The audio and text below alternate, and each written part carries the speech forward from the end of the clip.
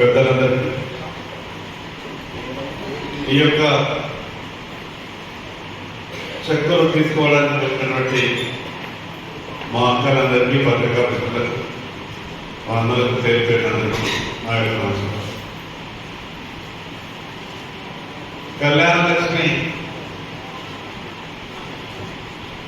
చెక్కు అనగానే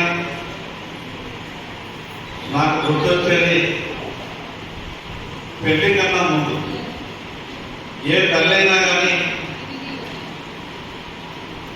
నా బిడ్డ బాగుండాలని, నాకు బాధ అయినా పర్వాలేదు, నాకు అప్పు అయినా పర్వాలేదు, నేను జీవితాంతం కష్టపడి నేను ఆ అప్పుని తీర్చుకుంటా, కానీ నా బిడ్డ ఒక మంచి ఇంటికి కోడలు కావాలి, ఆమెకు ఎటువంటి ఏ కష్టాలు రావాలి, కొంత కట్నం ఎక్కువైనా పర్వాలేదు, ఆమె బాగుండాలని ప్రతి తల్లిదండ్రులు కూడా మా మాట్లాడుతుంది. పెళ్లికి ఎంత మన దగ్గర ఉన్నా ఆ పెళ్లికి అయ్యేటటువంటి ఖర్చులు మనకు అనుకున్నదానికన్నా ఎక్కువనే అయ్యేటటువంటి అవకాశాలు. సరే, ప్రభుత్వం ఇచ్చేది ఎంత కొంత సాయమైనప్పటికీ ఆ ఇచ్చేటటువంటి సాయంతోనే మొత్తం మనకు ఉన్నటువంటి బాధలన్నీ కూడా మీరిపో. ఆడపిల్ల పెళ్లి చేయాలంటే ఎంత కష్టం ఉంటుందో, ఎంత బాధ ఉంటుందో ఆ పెళ్లి చేసినటువంటి తల్లిదండ్రులకు పెళ్ళైనప్పుడు ఒక మంచి ఇంటికి నా బిడ్డ కోడలుగా వెళ్ళింది అని ఒక పక్క సంతోషంగా ఉన్నా, మరో పక్క చేసినటువంటి అప్పుల గురించి కొంత బాధ ఎప్పటికప్పుడు మన మనసులో ఉండదు. ఈ సందర్భంగా వేదిక మీద ఉన్నటువంటి అధికారులందరికీ విజ్ఞప్తి చేస్తున్నా, ప్రభుత్వం ఇచ్చేటటువంటి సాయాన్ని వాళ్ళకి ఎంత తొందరగా అయితే అంత తొందరగా ఇచ్చేటటువంటి ప్రయత్నం చేయాలి. ₹1,00,000 బయట ఎక్కడికైనా తీసుకొని వస్తే ఈ రోజులలో కనీసం 2,000, 3,000 రూపాయలకు మినిమం వడ్డేస్తున్నారు. పెళ్ళైన తర్వాత సంవత్సరంకో 6 నెలలకో మరిస్తే మనం ఇచ్చే ₹1,00,000 15,000 మనకు వడ్డీ కట్టుకునేటటువంటి అవకాశం ఉంటుంది. ఎక్కడికైనా సేవలు చేసుకుంటారు. నాకు కళ్యాణానికి చెక్ వచ్చిన తర్వాత ₹1,00,000 నీకు వాపసు ఇస్తానా, వారం రోజులు పెళ్ళైనట్టే వాళ్ళు ఇచ్చిన మాట తప్పినట్టయితే మనం ఎక్కువ ఆలస్యం చేస్తే తర్వాత ఇచ్చిన వారం రోజులకు ఇచ్చినట్లు కూడా నేను 10 రోజులు కనిచ్చినా, నెల కనిచ్చినా, కానీ 3 నెలలు దాటిపోయింది కాబట్టి నేను మీకు ఇచ్చే ₹1,00,000 వేరొకరికి ఇస్తే నాకు ఇంత వడ్డేస్తుందా, మీరు వడ్డీ ఇవ్వాలనే విధంగా ఇచ్చిన వాళ్ళకు మాట్లాడేటటువంటి అవకాశం ఉంటుంది.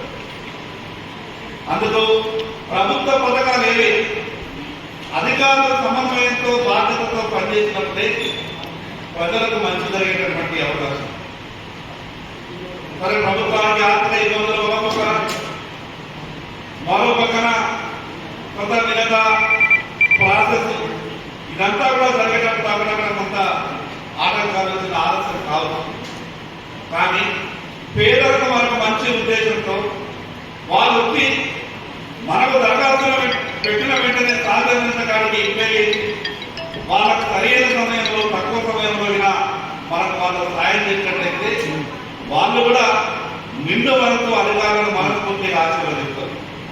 గరీబుల ఆశీర్వాదం ఎంత గొప్పగా ఉంటుందంటే ఆ దేవుడు పెట్టేటటువంటి ఆశీర్వాదం పెట్టుకుంటుందో తెలియదు, కానీ గరీబులు ఒకసారి ఎవరికైనా ఆశీర్వాదం పెడితే జీవితాంతం వాళ్ళు బాగుండాలనే విధంగా వాళ్ళకు మంచి జరిగితే, వాళ్ళకు సాయం చేస్తే అంత గొప్పగా ఆశీర్వాదం. వాళ్ళ తిట్టేటటువంటి మనస్తత్వం ఉండదు, కానీ మంచి జరిగినప్పుడు మాత్రం మనసుకి వెళ్ళి గొప్పగా ఆలోచిస్తారు. ఫలానా అధికారి చాలా మంచిగా ఉంటే ఆమె దగ్గరికి వెళ్ళి దరఖాస్తు చేయగానే పాపం నాకు కొన్ని కాగితాలు తక్కుంటే కూడా ఆ సార్ కూడా కొన్ని కాగితాలు తక్కుంటే ఫలానా కాగితాలు తెచ్చుకోమని చెప్పిండు.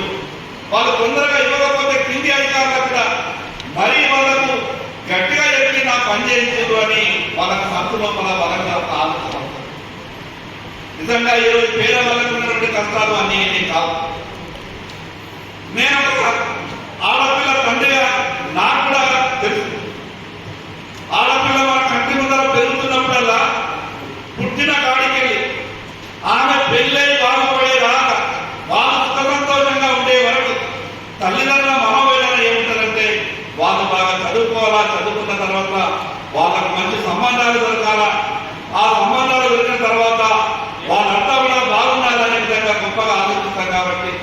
చేసేటటువంటి ప్రతి పనిలో ఒక్కొక్క రూపాయిని జమ చేసుకుంటూ ఆ పిల్ల పెళ్లి గురించి కలగలనేటటువంటి తల్లిదండ్రులు అందరూ ఉంటారు.